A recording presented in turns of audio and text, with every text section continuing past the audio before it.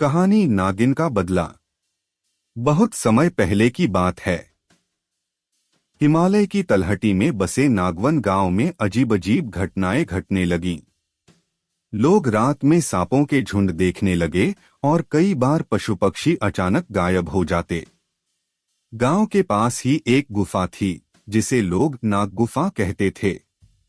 कोई वहां जाता नहीं था क्योंकि माना जाता था कि वहां एक नागिन रहती है, सौंदर्य में अनुपम पर बेहद क्रोधी। रहस्य की शुरुआत। गांव के बहादुर युवक वीरू को इन बातों पर विश्वास नहीं था। वह कहता, ये सब अफवाहें हैं। अगर नागिन होती तो अब तक सामने आ जाती। एक दिन वीरू अपने दोस्तों के साथ जंगल में शिकार खेलने गया। वहीं गुफा के पास उन्होंने एक खूबसूरत स्त्री को अकेले खड़े देखा। उसके लंबे काले बाल, नीली आंखें और चमचमाता चेहरा देखकर सब स्तब्ध रह गए। वीरू ने पूछा, तुम कौन हो? वह मुस्कराई, मैं यहाँ की रक्षक हूँ। पर यह कोई साधारण स्त्री नहीं थी। यह वही नागिन थी जो वर्षों से अपने साथी नागराज की मृत्यु का बदला लेने के लिए अवसर ढूंढ रही थी। बीते कल का राज। सालों पहले कुछ लालची तांत्रिकों ने नागराज को मारकर उसकी मणि चुरा ली थी।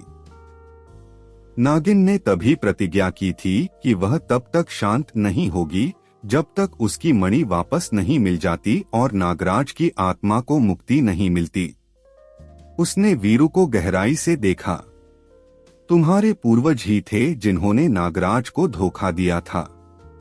अब समय आ गया है बदला लेने का। वीरू डर गया पर बोला, मैं तुम्हारे दुख को समझता हूँ, लेकिन मैं निर्दोष हूँ। अगर तुम चाहो तो मैं तुम्हारी मदद कर सकता हूँ। नागिन की आंखों में आंसू आ गए। वर्षों की पीड़ा अब शब्दों में बहने लगी। न्याय की ओर कदम। वीरू ने गांव के बुजुर्गों से बात की। उन्होंने एक पुराना दस्तावेज निकाला जिसमें उस घटना का विवरण था। सचमुच वीरू के पूर्वजों ने लालच में आकर नागराज को धोखा दिया था। वीरू ने ठान लिया कि वह नागमणि ढूंढकर नागिन को वापस देगा। बहुत खोजबीन के बाद नागमणि एक पुराने मंदिर की नींव में मिली। वीरू ने वह मणि नागिन को लौटा दी। नागिन ने उसे देखा, फिर आकाश की ओर देखा और बोली, अब मेरे प्रिय को मुक्ति मिल सकेगी। और एक प्रकाश में लिपटी वह नागिन एक बार फिर सांप में बदल गई और धीरे धीरे गायब हो गई। नई शुरुआत। गांव में अब फिर से शांति लौट आई थी। नाग गुफा अब एक पवित्र स्थान बन गई थी जहां लोग पूजा करने जाते। वीरू गांव का सम्मानित व्यक्ति बन गया जिसने शांति और सच्चाई का मार्ग चुना। नागिन का बदला पूरा हो गया था पर उसने नफरत से नहीं, न्याय से अपनी पीड़ा को शांत किया। संदेश।